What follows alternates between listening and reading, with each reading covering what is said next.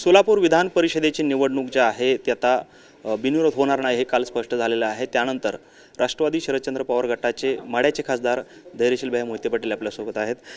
भैया, खरं तर ही निवडणूक बिनविरोध होणार होती, मात्र काही विघ्नसंतोषी लोकांनी ही निवडणूक लादली अशा पद्धतीची टीका आपल्यावरती नाव न घेता करण्यात आलेली आहे। काय नक्की आपलं उत्तर असणार? कोणत्या अँगलमधनं बिनविरोध होणार होती? बिनविरोध व्हायची असती तर कुणी फॉर्मच भरले नसते,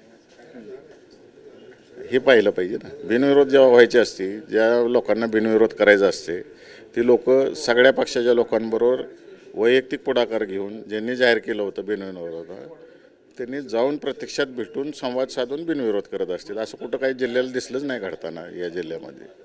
पण मग पालकमंत्र्यांनी तर निवडणूक जाहीर झाल्यापासून असं आवाहन केलेलं होतं की विरोधकांकडे फार संख्याबळ नाही आहे, त्यामुळे ही निवडणूक बिनविरोध करावी असं माझं त्यांना आवाहन आहे, असं आवाहन त्यांनी केलेलं होतं। मग टी व्हीवरनंच करायचं का? सगळ्यांनी संवाद असतो, बोललं पाहिजे, भेटलं पाहिजे। असं कोणत्या घटना घडलेल्या नाहीत जिल्ह्यामध्ये। कुठेतरी प्रेस्टीज किंवा इगो हा जो विषय आहे त्या विषयामुळे ही निवडणूक लागली गेली अशी देखील चर्चा समोर येताना पाहायला मिळते।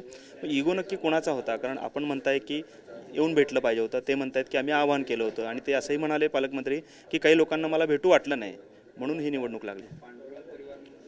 पहिली गोष्ट मी स्पष्टपणाने सांगतो की मी प्रत्येक घडामोडी फॉर्म भरण्यापासून ते अगदी विड्रॉलच्या शेवटच्या 2 मिनिटापर्यंत ह्या आदरणीय पवारसाहेबांच्या कानावरती घातल्या होत्या, सुप्रियाताईंच्या कानावरती घातल्या होत्या, शशिकांत शिंदे साहेबांच्या कानावरती घातल्या होत्या, जयंत पाटलांच्या कानावरती घातल्या, आणि या नेत्यांनी जो आदेश दिला त्याची मी अंमलबजावणी केलेली आहे। पण मग खरं तर असं असताना आपल्याच पक्षाचे माळशिरसचेच आमदार उत्तम जानकर यांनी एक आत्ता विरोधी भूमिका घेतलेली आहे। त्यांनी या निवडणुकीच्या मतदानावर बहिष्कार घातलेला आहे आणि आम्हाला वसंत नाना देशमुख हे उमेदवार म्हणून मान्य नाहीत, त्यांच्यामागे एकही आमदार नाही, एक नाव सांगावं असं देखील त्यांनी टीका केली। ते ठरवतील आणि आम्ही घरात बसून चर्चा करून संपवू विषय तो। पण मग आदल्या दिवशी म्हणजे अर्ज मागे घेण्याच्या आदल्या दिवशी त्यांच्याच बंगल्यामध्ये या संदर्भातली बैठक झालेली होती, आणि मग असं असताना ते त्यावेळेस विरोध नाही केला, मात्र आता ते विरोध करता आहेत निवडणूक लागल्यानंतर। नक्की काय? मला आत्ताच समजलेलं आहे, त्यामुळे मी मागाशी सांगितलं आमचा घरातला विषय, आम्ही घरात गेल्यावर बसून चर्चा करून संपवू विषय। खरं तर निवडणुकीच्या पूर्वी ज्यावेळेस काँग्रेसने अर्ज भरला त्यावेळेस राष्ट्रवादीने देखील अर्ज भरलेला होता, आणि मग आता पुन्हा तो अर्ज बाद झाल्यानंतर आपला अर्ज कंटिन्यू राहिला। ही जशी एक रणनीती होती त्यामध्ये आपण यशस्वी ठरलात, तशी आता उत्तम जानकरांची ही दुसरी रणनीती आहे का की त्यांनी विरोध करायचा आणि ऐनवेळेस मतदान करायचं? सगळे इलेक्शनचे कार्ड ओपन करायचे नसतात।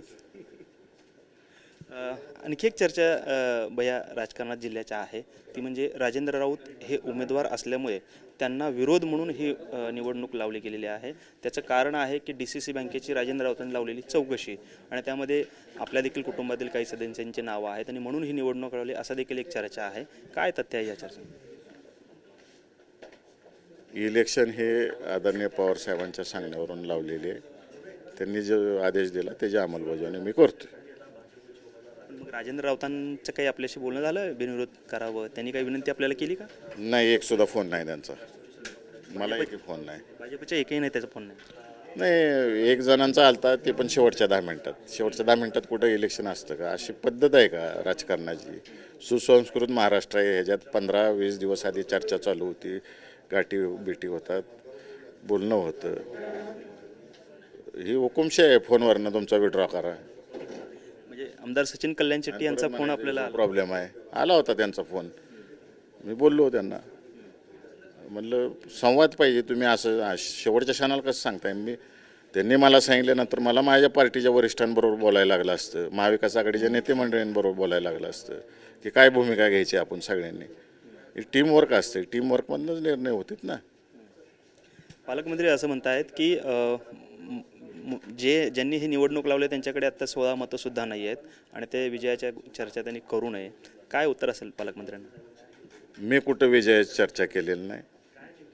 मी मागासपासून हेच सांगतो की सोलापूर जिल्ह्यातल्या जनतेला पुरोगामी विकास विचारसरणी टिकवायची, आणि ती विचारसरणी टिकवायच्या दृष्टिकोनातून माझ्या नेत्यांनी आदेश दिला त्याची अंमलबजावणी मी करतोय, आणि पालकमंत्री सत्य बोलत आहेत। मी 16 मतापासून सुरुवात करतोय. 16व्या मतापासून सुरुवात करतोय इलेक्शन लढायला. विजयाचा गुलाल आपण उधळाल अशा म्हणजे शक्यता आहे आपण किंवा असा विश्वास आहे? शंभू महादेव ठरवेल काय करायचं आहे ते. तर हे होते धैर्यशील मोहिते पाटील माड्याचे खासदार आणि शंभू महादेव ठरवतील विजय नक्की कोणाचा होईल. कॅमेरामन विनोद उमनाबादकरसह सागर सुरवसे, TV9 मराठी, सोलापूर.